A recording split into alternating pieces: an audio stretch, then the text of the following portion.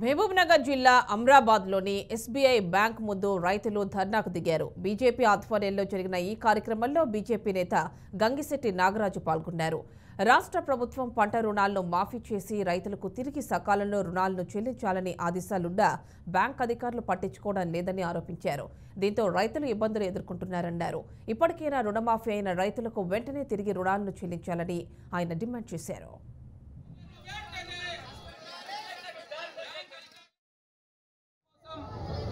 SBI bank ముందర Bharatiya Janata party ఆధ్వర్యంలో ధర్నా చేయడం జరుగుతుంది.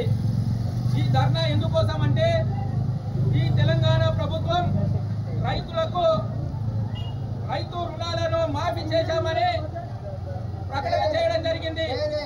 ఆ ప్రకటన చేసిన తర్వాత ఇక్కడ ఉన్నటువంటి రైతులకు రిన్యువల్ చేయాలన్న ఉద్దేశంతో రైతులందరూ కూడా వ్యవసాయ పనులు మొత్తము బంద్ చేసుకొని ఈ అమ్రాబాద్ మండల హెడ్ క్వార్టర్ కు వచ్చి ఈ అమ్రాబాద్ మండల హెడ్ క్వార్టర్ లో ఉన్నటువంటి ఈ బ్యాంకులో పడిగాపులు కాసుకుంటూ రోజు అక్కడి నుండి ఇక్కడికి వచ్చి రైతుల కోసం ఎస్బీఐ